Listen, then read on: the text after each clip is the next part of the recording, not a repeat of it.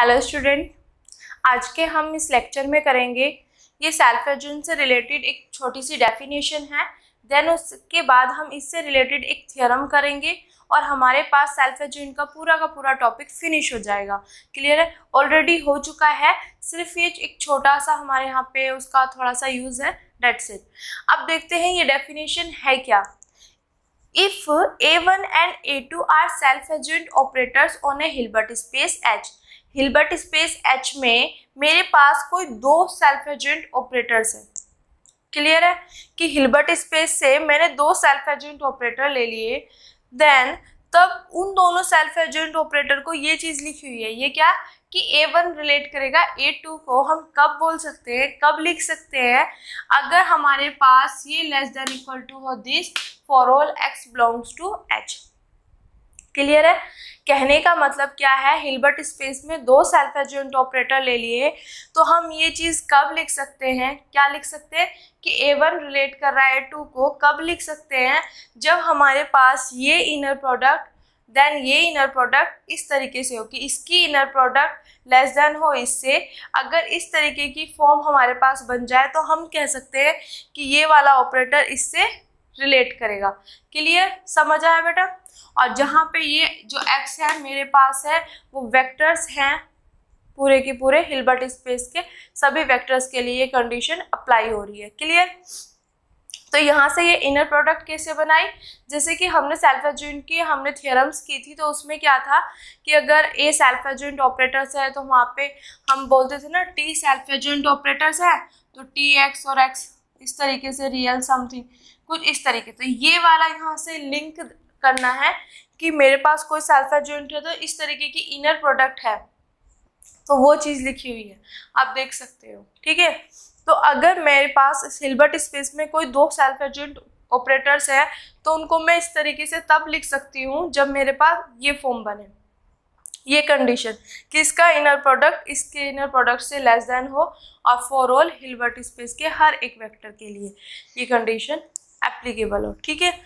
अब जो हमारे पास नई थ्योरम है उसमें वहाँ पे एक पार्शियली ऑर्डर्ड सेट का कोई जिक्र होगा, तो वो है क्या वो मैं बता देती हूँ पहले ही कि पार्शियली ऑर्डर्ड सेट होता क्या है, किस तरीके से हम इसको प्रूफ करते हैं, क्या होता है। तो पार्शियली ऑर्डर्ड सेट क्या होता है, हमारे पास कोई भी सेट को पार्शियली ऑर्डर्ड सेट बनने के लिए ये तीन कंडीशन सेटिस्फाई करनी पड़ती है। सबसे पहले उसको रिफ्लेक्सिव होना पड़ेगा, वो एंटी सिमेट्रिक होना चाहिए, वो ट्रांजिटिव होना चाहिए। अगर ये तीन कंडीशन कोई भी हमारे पास सेट सेटिस्फाई कर देता है तो मैं उसको बोल देती हूँ कि वो पार्शियली ऑर्डर्ड सेट होगा। अब यहाँ पे देखते हैं रिफ्लेक्सिव होता क्या है। रिफ्लेक्सिव में क्या होता है, खुद का खुद के साथ ही रिलेट होना चाहिए। ठीक है? ए के साथ रिलेट हो, खुद के साथ रिलेट हो। एंटी सिमेट्रिक में क्या होता है कि अगर ए बी के साथ रिलेट कर रहा है और बी ए के साथ कर रहा है तो इसका मतलब ए इक्वल टू बी होना चाहिए। अगर कोई भी मेरे पास यहाँ पे ए बी से रिलेट करा और बी भी ए से कर रहा है तो इसका मतलब वे दोनों इक्वल होने चाहिए। इस कंडीशन को बोलते हैं हम एंटी सिमेट्रिक। और ट्रांजिटिव किसको बोलते हैं कि ए अगर रिलेट कर रहा है बी से, बी रिलेट कर रहा है सी से, देन ए रिलेट करेगा सी से। ये दोनों सेम है, ये ए बी से कर रहा है, बी सी से कर रहा है तो ए करेगा सी से। क्लियर? तो हमें वहाँ पे यही चीज़ प्रूफ करनी होगी कि पार्शियली ऑर्डर सेट है कि नहीं है। तो उसके लिए हम ये तीन कंडीशन सेटिस्फाई कराएंगे कि रिफ्लेक्सिव वो खुद से खुद के साथ रिलेट करे, अगर वो ए के साथ रिलेट कर रहा है और वो ए बी के साथ कर रहा है, बी ए के साथ कर रहा है तो ए और इक्वल टू बी होना चाहिए। अगर ए बी के साथ कर रहा है बी सी के साथ तो ए भी सी के साथ रिलेट करेगा। क्लियर है? यहाँ पे सिर्फ हमें ये चीज़ याद रखना उस थ्योरम के लिए। देन ये वाली डेफिनेशन याद रखनी कि हिल्बर्ट स्पेस में हमारे पास दो सेल्फ एडजॉइंट ऑपरेटर, वो एक मतलब वो उसको उसके साथ रिलेट हम कब बोलेंगे, जब ये इनर प्रोडक्ट लेस देन होगी इस इनर प्रोडक्ट से for all x belongs to H। Clear? चलो अब बेटा हम करते हैं अपनी थ्योरम। जैसे कि हम डेफिनेशन ऑलरेडी कर चुके हैं और जो इस थ्योरम के लिए हमें चाहिए था पार्शियली ऑर्डर सेट क्या होता है वो चीज़ हम समझ चुके हैं। क्लियर? अब हम देखते हैं कि हमारे पास थ्योरम की स्टेटमेंट क्या है, देन फिर उसका प्रूफ करेंगे। ओके? सबसे पहले हमारे पास है कोई रियल बनाक space all self adjoint operators on A Hilbert space. अब यहाँ पे लिखा हुआ है कि हिल्बर्ट स्पेस पर जितने भी मेरे पास सेल्फ एडजॉइंट ऑपरेटर्स हैं उनका जो रियल बनाक स्पेस है। अब ये कैसे आया बेटा, इससे पहले जो मैंने थ्योरम कराई है, सेल्फ एडजॉइंट की जो थ्योरम कराई थी, वहाँ पे मैंने बताया था कि हिल्बर्ट स्पेस का मतलब बी ऑफ एच, जो कि हमारे पास सेट ऑफ बाउंडेड ऑपरेटर्स का जो सेट होता है, वहाँ से सेल्फ एडजॉइंट का जो हमने एक सेट बनाया था उसको हमने प्रूफ किया था कि वो क्लोज्ड लीनियर सब स्पेस है ऑफ बी ऑफ एच का एंड रियल बनाक स्पेस है। तो वहाँ से हमने ये चीज़ प्रूफ कर दिया था कि सेल्फ एडजॉइंट ऑपरेटर्स जो होते हैं वो रियल बनाक स्पेस होते हैं। क्लियर? तो वही चीज़ लिखा हुआ है यहाँ पे उस थ्योरम के बेस पे। ठीक है बेटा, ये हम प्रूफ कर चुके हैं अपनी लास्ट थ्योरम में। क्या कि जितने भी हिल्बर्ट स्पेस पे सेल्फ एडजॉइंट ऑपरेटर्स का जो सेट होता है वो रियल बनाक स्पेस। ठीक है, क्लियर? तो जो हमारे पास हिल्बर्ट स्पेस में सेल्फ एडजॉइंट ऑपरेटर्स का जो रियल बनाक स्पेस बना है, हमें बताना है कि क्या वो पार्शियली ऑर्डर्ड सेट है, is a partially ordered set. तो वही मैंने बताया था कि पार्शियली ऑर्डर्ड सेट वहाँ पे थ्योरम में यूज होगा, तो हमें पता होना चाहिए। तो इसका मतलब जो मैं एक सेट बनाऊंगी सेल्फ एडजॉइंट ऑपरेटर्स का जो कि रियल बनाक स्पेस है, उसको मेरे को पार्शियली ऑर्डर सेट प्रूफ करना है। तो इसका मतलब वो रिफ्लेक्सिव प्रूफ करना होगा, हमें एंटी सिमेट्रिक प्रूफ करना होगा, देन ट्रांजिटिव प्रूफ करना होगा। क्लियर? उसके बाद प्रूफ करने के बाद whose linear structure and order structure are related the following properties, जो हमारे पास सेट आएगा फिर उसका क्या है, लीनियर और ऑर्डर स्ट्रक्चर जो है वो इस फॉलोइंग प्रॉपर्टी को से रिलेटेड है। सबसे पहली प्रॉपर्टी हमें ये प्रूफ करनी है, इफ अगर A1 रिलेट कर रहा है A2 से, तब मुझे ये बताना है कि ये लेस देन होगा इससे, और ये इससे रिलेट कर रहा है तो यहाँ पे एक पॉजिटिव नॉन नेगेटिव, क्योंकि जीरो भी है और पॉजिटिव भी है, तो नॉन नेगेटिव अल्फा इस तरीके से आएगा कि ये चीज़ मेरे को कंडीशन प्रूफ करनी है। क्लियर? तो हमारे पास यहाँ पे दो पार्ट बनेंगे। सबसे पहले पार्ट में हमें क्या करना है कि जो मेरे पास सेल्फ एडजॉइंट ऑपरेटर्स का जो रियल बनाक स्पेस जो सेट है उसको मेरे को पार्शियली ऑर्डर्ड सेट प्रूफ करना है। देन उसके बाद अगर वो पार्शियली ऑर्डर्ड सेट हम प्रूफ कर देते हैं, उसके बाद ये हमें दो कंडीशन सेटिस्फाई करानी है कि ये इससे रिलेटेड है। क्लियर? तो अब हम स्टार्ट करते हैं अपना प्रूफ। जैसा कि मैंने यहाँ पे मेरे को हिल्बर्ट स्पेस में सेल्फ एडजॉइंट ऑपरेटर का ही सेट था, तो मैंने मान लिया कि S जो है मेरे पास रियल बनाक स्पेस है। ओके, कौन सा रियल बनाक स्पेस है? जो हमारे पास हिल्बर्ट स्पेस के सभी सेल्फ एडजॉइंट ऑपरेटर्स को क्या करता है, कंसिस्ट करता है। क्लियर? ये हो गया। या हम कह सकते हैं कि यही तो बनाया था हमने लास्ट थ्योरम में, जो सेट बनाया था सेल्फ एडजॉइंट ऑपरेटर्स का, वो इसी तरीके से तो बनाया था बेटा कि हमारे पास बी ऑफ एच से वो ऑपरेटर्स आएंगे जो कि क्या है, सेल्फ एडजॉइंट, और इसी सेट को मैंने प्रूफ कर दिया था कि ये रियल बनाक स्पेस है। क्लियर बेटा? अब हमें इस सेट को प्रूफ क्या करना है, पार्ट फर्स्ट में दो पार्ट बताए थे, फर्स्ट पार्ट हम कर रहे हैं। क्या प्रूफ करना है इसको कि ये पार्शियली ऑर्डर्ड सेट है। तो पार्शियली ऑर्डर्ड सेट के लिए मुझे क्या प्रूफ करना पड़ेगा, रिफ्लेक्सिव, एंटीसिमेट्रिक, देन ट्रांजिटिव। ये तीन कंडीशन मुझे सेटिस्फाई करानी पड़ेगी, रिफ्लेक्सिव, एंटीसिमेट्रिक, ट्रांजिटिव। क्लियर? अगर ये कोई भी हमारे पास सेट ये तीन कंडीशन सेटिस्फाई कर देता है तो वो हमारे पास पार्शियली ऑर्डर सेट बन जाता है। अब सिंपल सी चीज़ है, जैसे कि मैंने रिफ्लेक्सिव और एंटीसिमेट्रिक और ट्रांजिटिव बताया था, तो उसमें ये बताया था कि A रिलेट करे खुद से, खुद से रिलेट करे, ये B से कर रहा है तो B A से करे। ठीक है? और यहाँ पे हम प्रूफ कर दें कि A इक्वल टू B। तो इस तरीके का ट्रांजिटिव का था। ठीक है, वो सारा मैंने अच्छे से बताया था। तो इस तरीके का ये चाहिए हमें, बट यहाँ पे तो अभी मैंने ये चीज़ डिफाइन ही नहीं की, मैंने सिर्फ सीधा ये बोल दिया कि मेरे को S को पार्शियली ऑर्डर सेट प्रूफ करना है। तो ये चीज़ मैं कब, ये वाला तो ये मैंने डेफिनेशन में पढ़ा है ना। अब देखो इसको कैसे रिलेट करते हैं। मैंने वहाँ पे डेफिनेशन में पढ़ा था कि जो भी हमारे पास हिल्बर्ट स्पेस में सेल्फ एडजॉइंट ऑपरेटर्स होंगे तो उन दोनों को हम इस तरीके से तब लिख सकते हैं जब उनका इनर प्रोडक्ट वो उससे एक दूसरे से लेस देन हो, उस तरीके से। क्लियर? तो हमारे पास यहाँ पे इस सेट में सभी के सभी सेल्फ एडजॉइंट ऑपरेटर्स हैं, सेल्फ एडजॉइंट ऑपरेटर्स है, और मुझे इसको पार्शियली ऑर्डर सेट दिखाना है, और पार्शियली ऑर्डर सेट के लिए कुछ इस तरीके से होना चाहिए। क्लियर? तो मैं उस डेफिनेशन का मतलब, मैं अगर वो चीज़ प्रूफ कर दूं कि मेरे पास क्या था कि सेट एस पे ये रिलेशन तो चाहिए ना, तभी तो हम प्रूफ करेंगे ना, तो पार्शियली ऑर्डर सेट है। तो हमने सेट एस पे एक रिलेशन डिफाइन किया, किस तरीके से, किसके दो ऑपरेटर्स लिए A1 रिलेट कर रहा है A2 से, कब करेगा, जब ये इनर प्रोडक्ट लेस देन होगी इससे फॉर ऑल हिल्बर्ट स्पेस के हर वेक्टर के। और इसको अगर मैं प्रूफ कर दूं कि ये पार्शियली ऑर्डर सेट है, तो मेरा काम बन जाएगा। किया क्या है बेटा, हमने सिर्फ यहाँ तक ले लिया, ये जो चीज़ हमें गिवन है, ठीक है। फिर मेरे को क्या है, इसको पार्शियली ऑर्डर सेट प्रूफ करना है।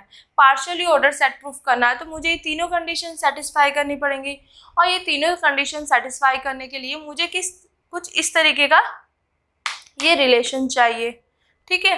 तो हमने, अब मैं रिलेशन कहाँ से लाऊं, माइंड में ये चीज़ आएगी। तो हमने अभी एक डेफिनेशन पढ़ी है सेल्फ एडजॉइंट ऑपरेटर्स के लिए ही है, कि हिल्बर्ट स्पेस में कोई भी सेल्फ एडजॉइंट ऑपरेटर्स होंगे तो वो इस तरीके से रिलेट, तब हम कह सकते हैं, उसको लिख सकते हैं जब ये हो। तो हमें वहाँ से याद आया कि ये भी तो सारे के सारे सेल्फ एडजॉइंट ऑपरेटर है, तो मतलब मैं इस सेट पे इस तरीके का रिलेशन बना सकती हूँ इस फॉर्म में। वहाँ पे सेल्फ एडजॉइंट के लिए था, ये भी सेल्फ एडजॉइंट है, तो मैंने इस तरीके का रिलेशन बना दिया। अगर इस तरीके का मैं डिफाइन कर रही हूँ यहाँ पे रिलेशन, अगर मैं उसको पार्शियली ऑर्डर सेट कर प्रूफ कर दूँ तो मेरा काम बन जाएगा। तो यही चीज़ है कि हमारे पास सेट एस में सारे के सारे सेल्फ एडजॉइंट है, और जो डेफिनेशन हमने पढ़ी थी वो भी सेल्फ एडजॉइंट के लिए थी, कि अगर A1 A2 से रिलेट करेगा वो तभी हम लिख सकते हैं जब ये पॉसिबल होगा। क्लियर है? तो वो रिलेशन मैंने सेट पे लिख दिया, क्योंकि वो रिलेशन सिर्फ हम सेल्फ एडजॉइंट के लिए ही लिख सकते हैं, और सेट एस में सभी के सभी सेल्फ एडजॉइंट है, तो हम यहाँ पे ये रिलेशन डिफाइन कर सकते हैं। जब डिफाइन कर दिया तो ये किस पर डिफाइंड है, एस पे, तो एस को मुझे क्या प्रूफ करना है, पार्शियली ऑर्डर सेट, यही तो प्रूफ करना है। या तो ये चीज़ लिख दो, या ये चीज़ डिफाइंड इस पे हो रही है क्योंकि बाय दिस डेफिनेशन, या इस पूरे को जो हमने इस पे रिलेशन डिफाइन किया है इसको पार्शियली ऑर्डर प्रूफ कर दो। क्लियर बेटा? यहाँ से समझ आ गया हमें करना क्या, या तो आप ये लिख दो या ये लिख दो। क्लियर? सेल्फ एडजॉइंट का सेट है, सेल्फ एडजॉइंट पे ही ये रिलेशन वहाँ पे हमने लगाया था कि इस तरीके से कब लिख सकते हैं, जब ये चीज़ होगा। ये रिलेशन एस पे डिफाइन कर दिया क्योंकि यहाँ पे भी सेल्फ एडजॉइंट ऑपरेटर्स है।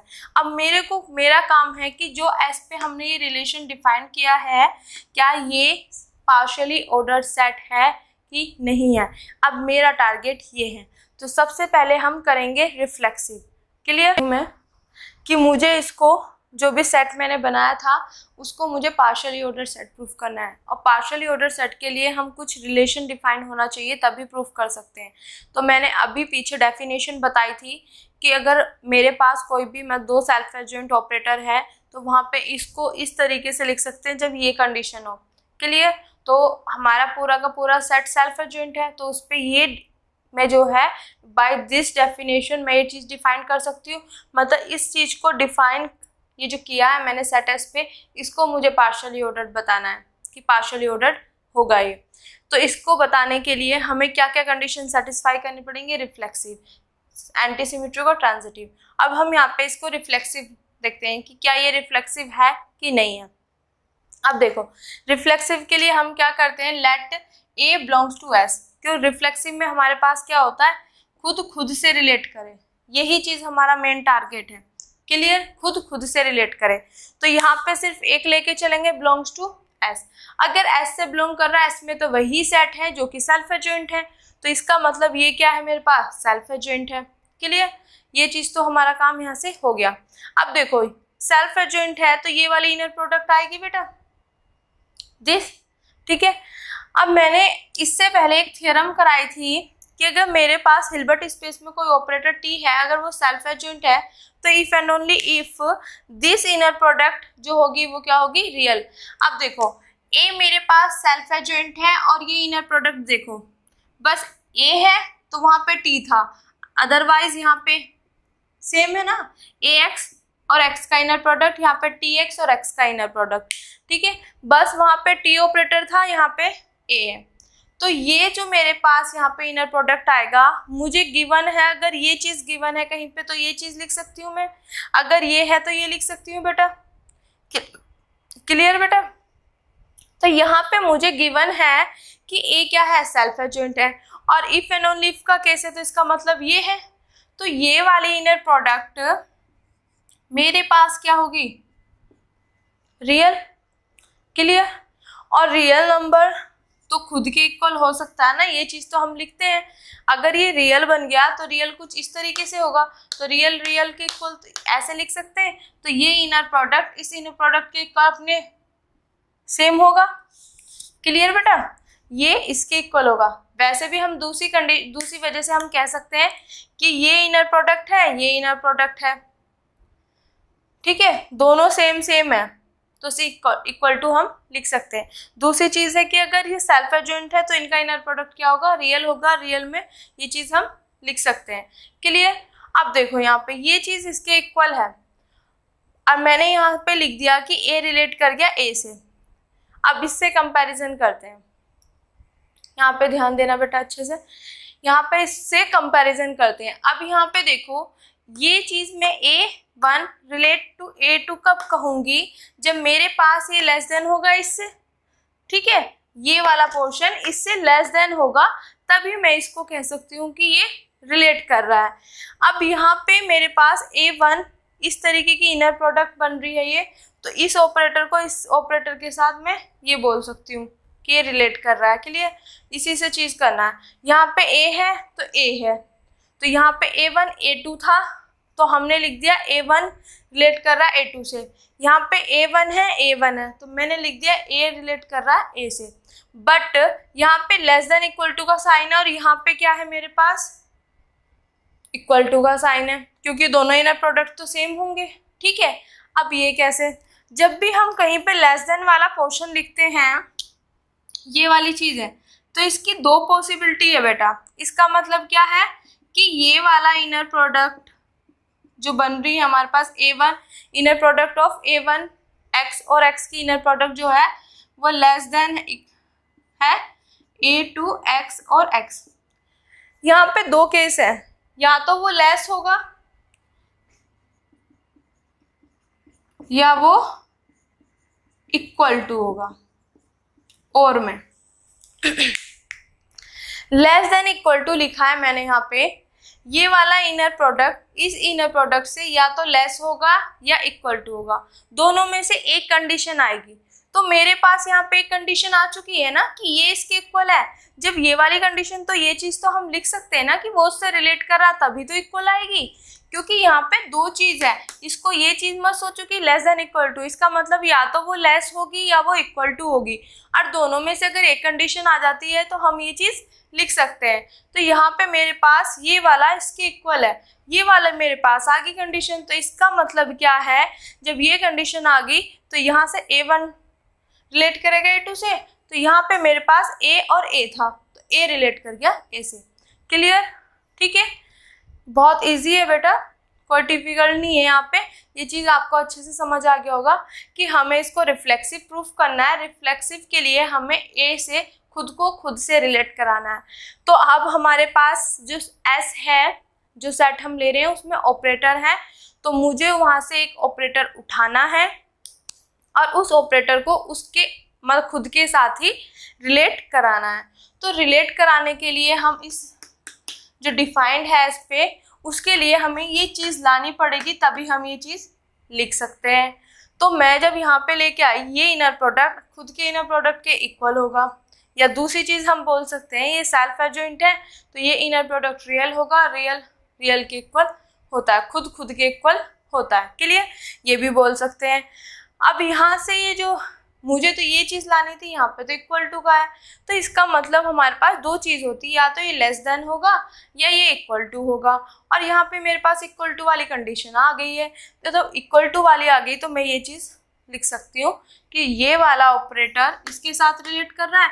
यहाँ पे मेरे पास A है तो A रिलेट कर रहा है ए के साथ। क्लियर? तो यहाँ से हमारे पास प्रूफ हो गया कि जो ये रिलेशन मैंने एस पे डिफाइन किया था ये क्या हो गया, रिफ्लेक्सिव। क्लियर बेटा? नेक्स्ट हम प्रूफ करेंगे कि ये रिलेशन मेरे पास क्या होगा, एंटी सिमेट्रिक। क्लियर? इस रिलेशन को मुझे एंटी सिमेट्रिक प्रूफ करना है। अब क्या करना है अब एंटी सिमेट्रिक के लिए जब मैंने आपको बताया था कि जिस सेट को भी एंटी सिमेट्रिक बनाना है उसके दो एलिमेंट लेने हैं। अगर ए रिलेट कर रहा है बी से, बी रिलेट कर रहा है ए से, तो यहाँ पे हमें प्रूफ कर देना है ए इक्वल टू बी। पर यहाँ पे तो इस सेट में मेरे पास क्या है, ऑपरेटर्स है। क्लियर? तो ये मेरे पास आ गए ऑपरेटर्स, यहाँ से देखो। ठीक है? अब मैंने जब ये ऑपरेटर्स लिए एस में से, वो इस तरीके से लिए ये वाली कंडीशन के साथ। अब मुझे प्रूफ करना है ये। क्लियर? तो मैंने यहाँ से A1 A2 दो ऑपरेटर ले लिए सेट एस से। किस तरीके से कि A1 रिलेट कर रहा है A2 से एंड A2 रिलेट कर रहा है A1 से। तो हमारा अब जो टारगेट क्या है कि A1 equal to A2 proof करना। क्लियर? यही तो करते हैं, सेट से दो लिए एलिमेंट, ये इससे रिलेट कर रहा है ये इससे, और हमें प्रूफ करना है कि A इक्वल टू B आ जाए तो वो एंटी सिमेट्रिक बन जाएगा। क्लियर?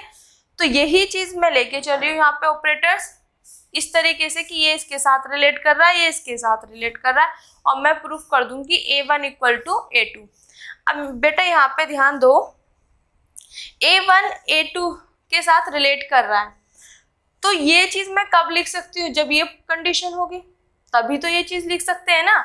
हम A1 को A2 के साथ रिलेट कब लिख सकते हैं, जब ये इनर प्रोडक्ट लेस देन होगी इस इनर प्रोडक्ट के।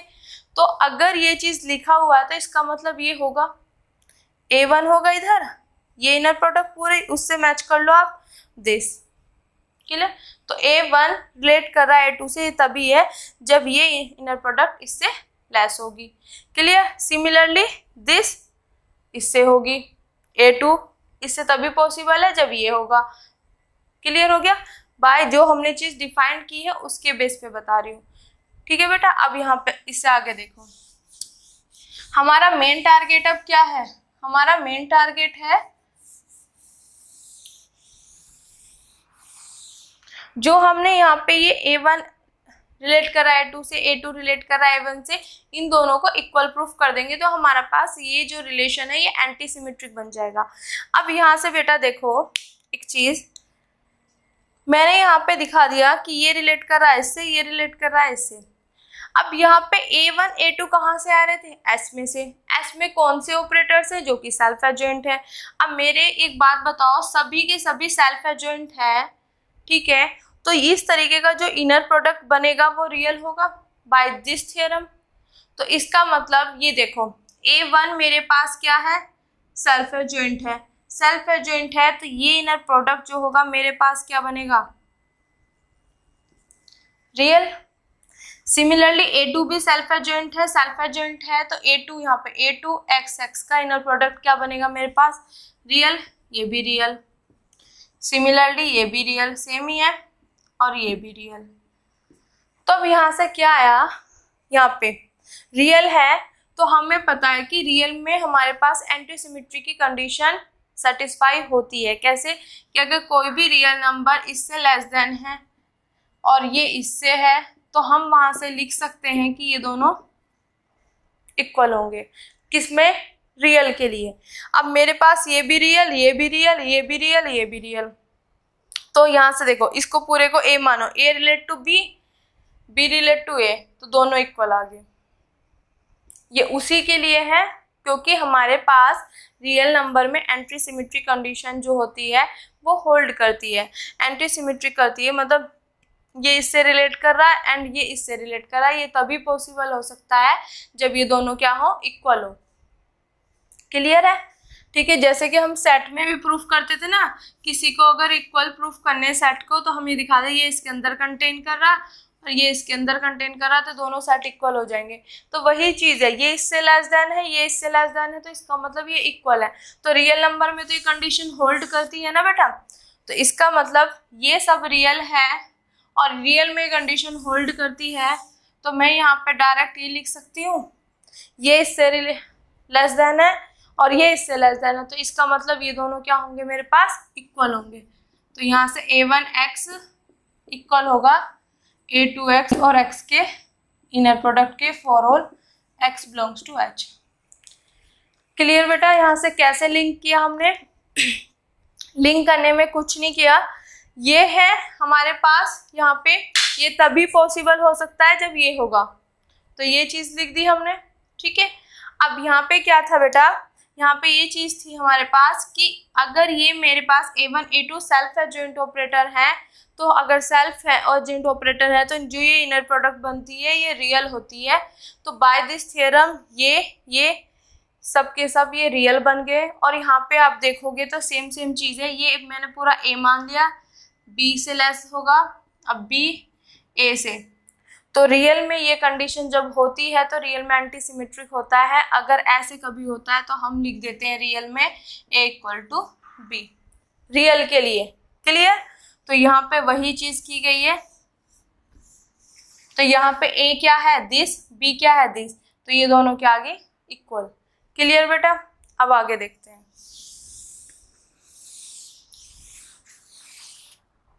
ये चीज आ गई मेरे पास,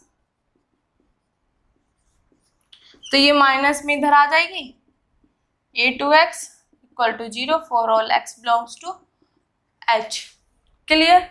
अब जैसे हमारे पास इनर प्रोडक्ट आ गया, अगर इसको हम सॉल्व करें तो किस तरीके से करते हैं वो देखते हैं। अब तक हम काफ़ी सारे उसमें करके आ चुके हैं बेटा। देखो, कोमा x सेम, यहाँ पे A1x है, यहाँ पे A2x है, तो A1x माइनस के A2x। क्लियर?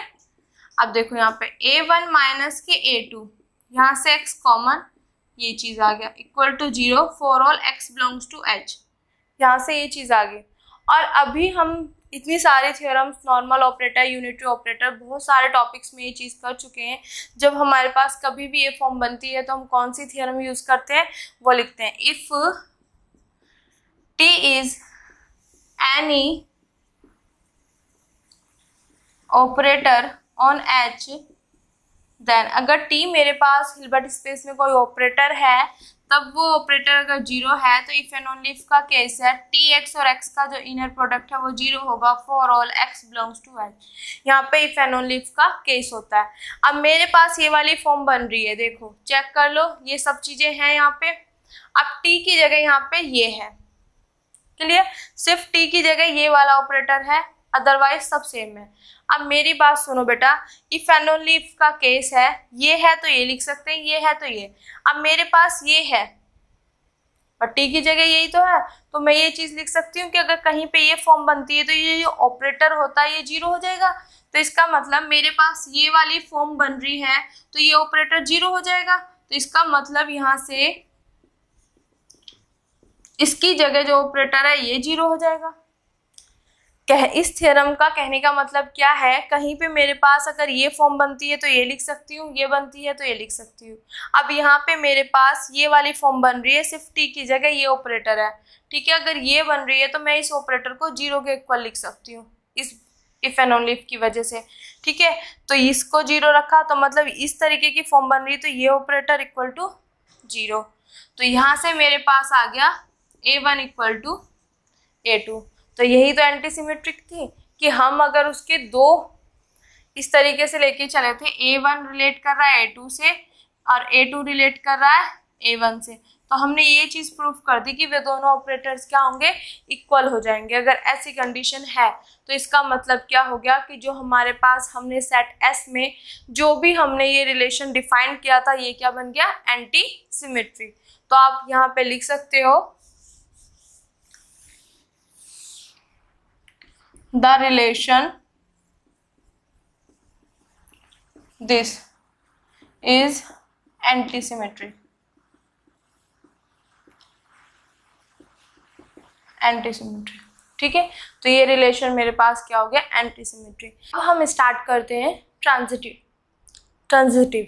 ठीक है, अब तक हमने कर लिया रिफ्लेक्सिव, देन एंटीसिमेट्रिक। ठीक है, अब हम देखते हैं ट्रांजिटिव में क्या होता है। जैसे कि मैंने अपने उसमें ही बताया था कि इसमें 3 एलिमेंट्स हम लेके चलते हैं। अगर ए रिलेट कर रहा है बी से, बी रिलेट कर रहा है सी से, तो हम यहाँ पे प्रूफ कर देते हैं कि ए रिलेट करेगा सी से। अगर ये चीज़ कर देते हैं तो हम बोल देते हैं कि वो ट्रांजिटिव होगा। क्लियर। तो सिमिलरली इस सेट में क्या है, मेरे पास ऑपरेटर्स है, तो हमने यहाँ पे 3 ऑपरेटर्स लिए। किस तरीके से लिए, जैसे यहाँ पे थे कि A1 रिलेट कर रहा है A2 से एंड A2 रिलेट कर रहा है A3 से। तो यहाँ से हमारा टारगेट क्या बनेगा, क्या प्रूफ हमें करना पड़ेगा कि जो A1 है वो रिलेट कर जाए A3 से। जैसे यहाँ पे इस तरीके से देखो, A B C है, ये इससे रिलेट कर रहा है, ये इससे, अगर ये दोनों सेम होते तो ये रिलेट कर जाए इससे, ये हमारे पास ट्रांजिटिव होती है। ठीक है, यहाँ पे ये दोनों सेम है तो हमारा मेन टारगेट है कि A1 रिलेट कराना A3 से। क्लियर, ये समझ आ गया। अब देखो ये चीज हमने ले ली। अब क्या है, मेरे पास अगर ये कंडीशन आती है तो ये तभी आएगी जब ये होगा। तो इसका मतलब देन ये चीज रिलेट कर रही है इससे A2 से, ये तभी पॉसिबल होगा कि A1x और x का इनर प्रोडक्ट जब लेस देन होगा या रिलेट करेगा इसके इनर प्रोडक्ट से। क्लियर। एंड सिमिलरली A2x और x का इनर प्रोडक्ट A3x और x के इनर प्रोडक्ट से रिलेट करेगा। तभी तो ये चीज हम तभी तो लिख सकते हैं, ये चीज है तो ये तभी पॉसिबल है जब ये होगा ना। तो इसका मतलब ये चीज हमारे पास है। अब देखो A1 A2 A3 कहाँ से बिलोंग कर रहे हैं, S में, S से। और S में कौन से ऑपरेटर्स हैं, जो कि सेल्फ एडजॉइंट है। अगर A1 A2 A3 self adjoint operator है तो इस तरीके की जो इनर प्रोडक्ट बनेगी वो क्या होगी, मेरे पास रियल होगी। तो इसका मतलब A1 को लेके जो ये इनर प्रोडक्ट बनी है मेरे पास, ये क्या हो जाएगी मेरे पास, रियल। A2 भी मेरे पास क्या है, सेल्फ एडजॉइंट है। सेल्फ एडजॉइंट है तो A2x और x का इनर प्रोडक्ट क्या बन जाएगा, रियल। ये सेम वही है, रियल। और A3 भी मेरे पास ये वाला भी बन जाएगा रियल। क्लियर। तो यहाँ से क्या चीज आ गई, ये इनर प्रोडक्ट रियल है, ये भी इनर प्रोडक्ट रियल है, दिस एंड दिस।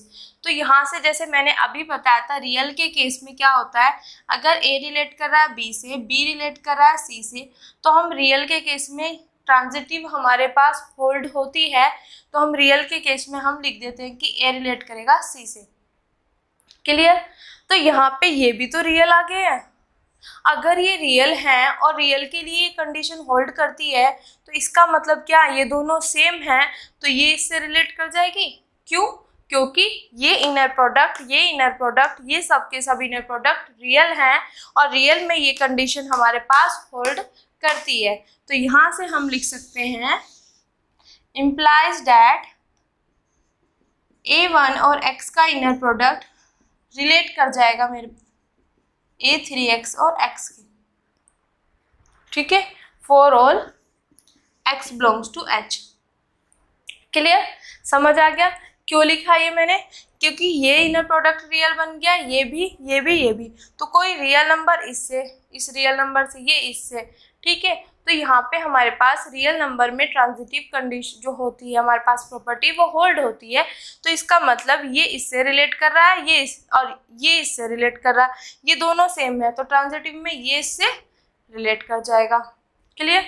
अगर रियल ना होते तो अब हम नहीं लिख सकते थे, जब रियल बन जाए तो रियल के केस में कंडीशन होल्ड करती है तभी लिख सकते हैं। क्लियर। तो ये आ गया। अगर कहीं पे ये चीज रिलेट कर रहा है इस तरीके से तो ये वाला ऑपरेटर इससे रिलेट कर जाता है, ये इससे लेस देन है तो यहाँ से ये ऑपरेटर क्या हो जाएगा, इससे रिलेट। तो हम लेके ये चले और ये इस तरीके से, तो हमने दिखा दिया ट्रांजिटिव में ये दोनों सेम है ना, तो ये इससे रिलेट करना चाहिए था, हमारा टारगेट ये था और यही चीज हमने दिखा दी कि अगर A1 A2 से रिलेट कर रहा है, A2 A3 से कर रहा है तो यहाँ पे A1 A3 से रिलेट करेगा। तो यहाँ से हमने प्रूफ कर दिया। सो ये रिलेशन जो है हमारे पास इज ट्रांजिटिव। क्लियर। तो हमने सेट एस पे जो रिलेशन डिफाइन किया था, ये वाला रिलेशन, हमने प्रूफ कर दिया कि वो रिफ्लेक्सिव भी है, वो एंटीसिमेट्रिक भी है और वो ट्रांजिटिव भी है। अगर तीनों कंडीशन को वो सेटिस्फाई कर रहा है इस रिलेशन के अंडर, तो वो हमारे पास क्या बन जाएगा, पार्शियली ऑर्डर्ड सेट। तो जो पार्ट 1 हम लेके चले थे वो हमारे पास प्रूफ हो गया। क्लियर बेटा। यहाँ से हमने प्रूफ कर दिया कि जो भी सेट एस हम लेके चले थे, ठीक है, एस इज पार्शियली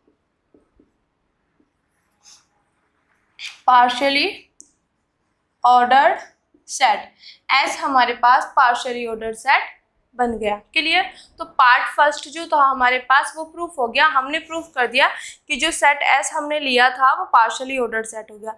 अब हमें सेकंड पार्ट में क्या प्रूफ करना है, पार्ट सेकंड में हमें प्रूफ करना है कि ये दोनों कंडीशन क्या ट्रू है कि नहीं है। इन कंडीशन को हमने प्रूफ करना है। ठीक है। अब देखो पार्ट सेकंड, कंडीशन फर्स्ट लेके चलते हैं। फर्स्ट में हमें क्या है गिवन है कि A1 रिलेट कर रहा है A2 से, या A1 लेस देन है A2, ये ऑपरेटर इससे रिलेट कर रहा है। तो हमें प्रूफ करना है to prove that this A1 plus के A रिलेट कर रहा है A2 प्लस के A फॉर एवरी A के लिए। ये चीज हमें प्रूफ करनी है। अब देखो गिवन क्या है, सिंस दिस कि A1 रिलेट है A2 से। ये कब पॉसिबल है, जब हमारे पास ये कंडीशन होगी। तो देन ये इनर प्रोडक्ट लेस देन होगा इस इनर प्रोडक्ट से फॉर ऑल x के, या बिलोंग्स टू H। क्लियर बेटा ये चीज। अब क्या करते हैं हम, इसमें A1x और x, इसमें दोनों साइड, अब मुझे यहाँ पे A लेके आना है, तो A लेके आना है। मैं अगर ये चीज कर दूं कोई प्रॉब्लम होगी बेटा? क्यों? आगे इसको सॉल्व करेंगे तो हमारे पास यही आ जाएगा। ठीक है।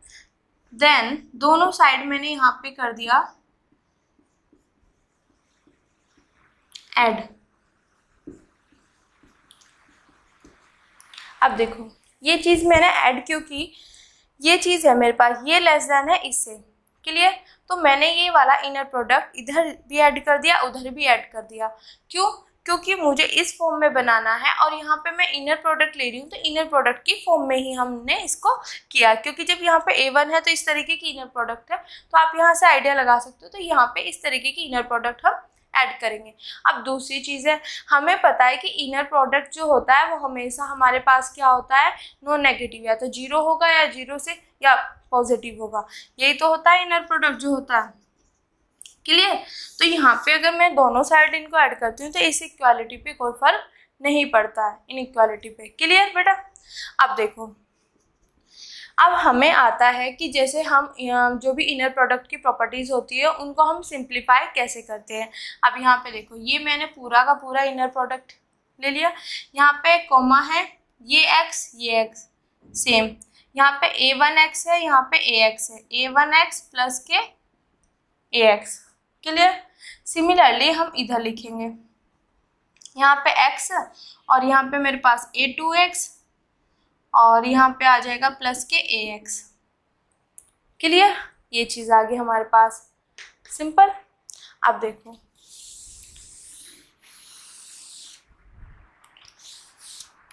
यहाँ पे ये चीज़ मेरे पास आ गई, तो मैं यहाँ से x कॉमन ले सकती हूँ। मैंने यहाँ पे लिख दिया A1 प्लस के A, ये दिस x और x। क्लियर। और यहाँ से आ गया मेरे पास A2 प्लस के A, यहाँ पे ये लिया x और x, यहाँ पे for all x belongs to H, और यहाँ से for all x belongs to H। Clear बेटा। सिर्फ इसको सिंप्लीफाई किया, x कॉमन ले लिया। अब मेरे यहाँ पे देखो जो हमने रिलेशन डिफाइन किया हुआ है ना उसी से रिलेटेड है। मेरे पास ये चीज देखना, for all x belongs to h, relate ये लेस देन का साइन, x और x, x और x, x और x। सिर्फ यहाँ पे मेरे पास a1 था, यहाँ पे a2 ऑपरेटर था, यहाँ पे मेरे पास ये ऑपरेटर है, ये ऑपरेटर है।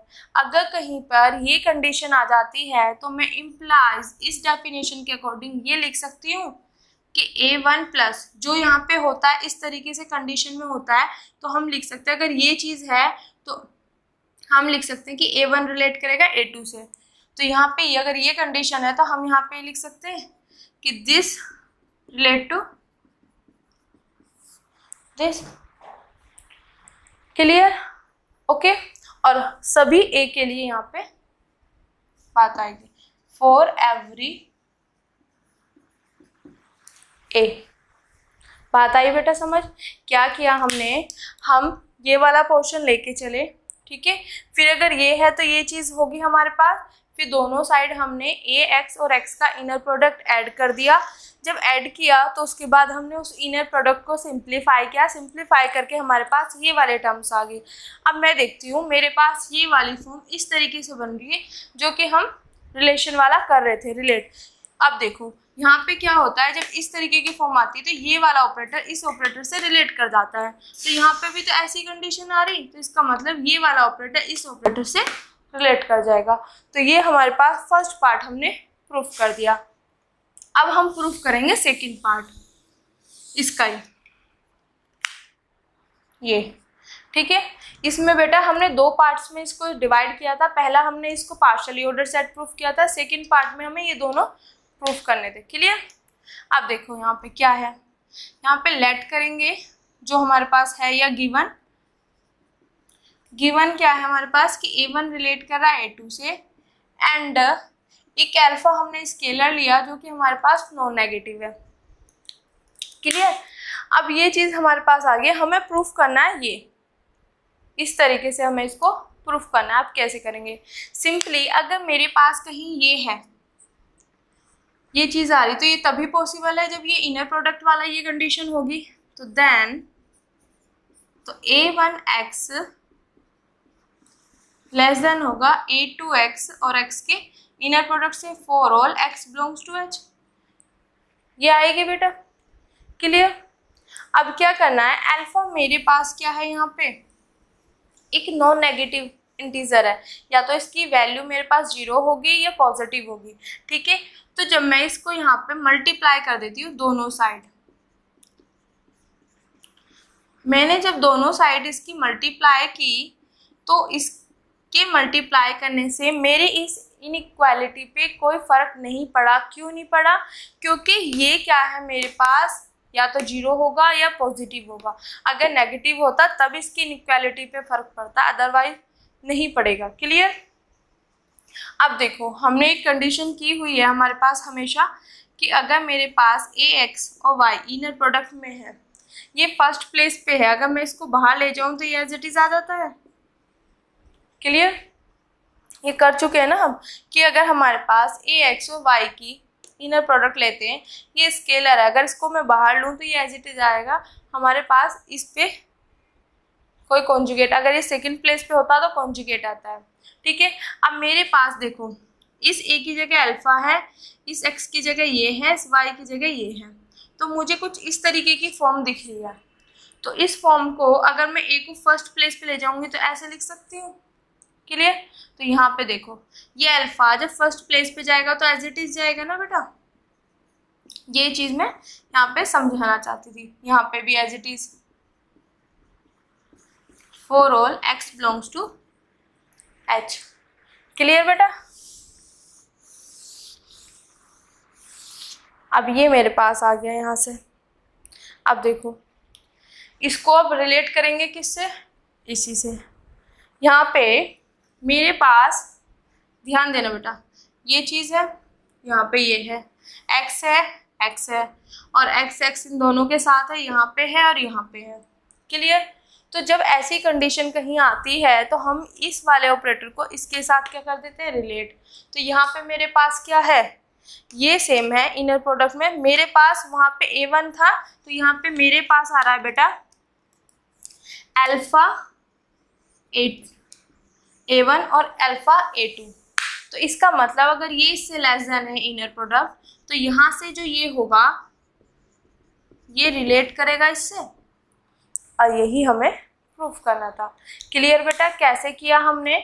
सिंपली हम ये लेके चले और ये हमारे पास है, जब ये है तो हम ये इस कंडीशन से ये लिख सकते हैं, ठीक है, तब ये होगा।